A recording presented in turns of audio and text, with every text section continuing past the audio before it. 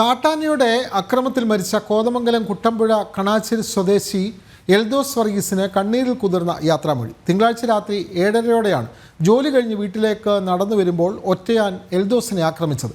സംഭവത്തിൽ പ്രദേശവാസികളും രാഷ്ട്രീയ മത സംഘടനകളും ഇപ്പോഴും കടുത്ത പ്രതിഷേധത്തിലാണ്. കോതമംഗലം DFO ഓഫീസിന് മുന്നിൽ നടന്ന ജനകീയ പ്രതിഷേധത്തിൽ സർക്കാരിനെതിരെ രൂക്ഷ വിമർശനവുമായി കോതമംഗലം രൂപതാ ബിഷപ്പ് രംഗത്തെത്തി.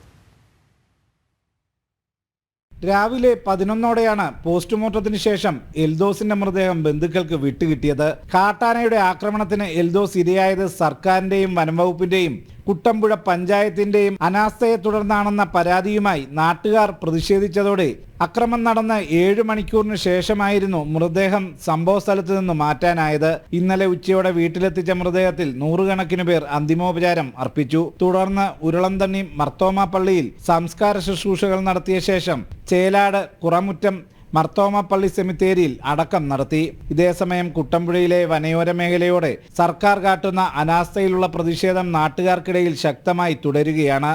തീർച്ചയായിട്ടും അതെ, എല്ലാവരുടെയും പോരായ്മ തന്നെയാണ് ഇപ്പൊ ആ മനുഷ്യന്റെ ജീവന് പൊലിഞ്ഞത്. ഈ എല്ലാവരുടെയും പോരായ്മ തന്നെ. മൃതദേഹം വീട്ടിലെത്തിക്കുമ്പോഴുമെല്ലാം പ്രതിഷേധം ഭയന്ന് വൻ പോലീസ് സന്നാഹമാണ് പ്രദേശത്ത് വിന്യസിപ്പിച്ചിരുന്നത്. കോതമംഗലം DFO ഓഫീസിന് മുന്നിൽ നടത്തിയ ജനകീയ സമരം ഉദ്ഘാടനം ചെയ്ത കോതമംഗലം രൂപതാ ബിഷപ്പ് മാർ ജോർജ് മഠത്തിൽ കണ്ടത്തിൽ സർക്കാരിനെതിരെ അതിശക്തമായ വിമർശനവുമായി രംഗത്തെത്തി. സർക്കാർ വാഗ്ദാനങ്ങൾ പാലിക്കാൻ തയ്യാറാകണമെന്നും ഇനിയും ഈ സമീപനം തുടർന്നാൽ സമരത്തിന്റെ രീതി മാറുമെന്നും പണ്ട് വന്യജീവിയെ മാത്രം പേടിച്ചാൽ മതിയായിരുന്നെങ്കിൽ ഇന്ന് വനപാലകരെയും പേടിച്ച് ജീവിക്കേണ്ട സ്ഥിതിയാണെന്നും ബിഷപ്പ് കുറ്റപ്പെടുത്തി. ഇതേസമയം കഴിഞ്ഞ ദിവസം കളക്ടർ നൽകിയ വാഗ്ദാനങ്ങൾ പാലിക്കുന്നില്ലെങ്കിൽ അതിശക്തമായ പ്രതിഷേധവുമായി മുന്നോട്ടു പോകാനാണ് പ്രദേശവാസികളുടെ തീരുമാനം.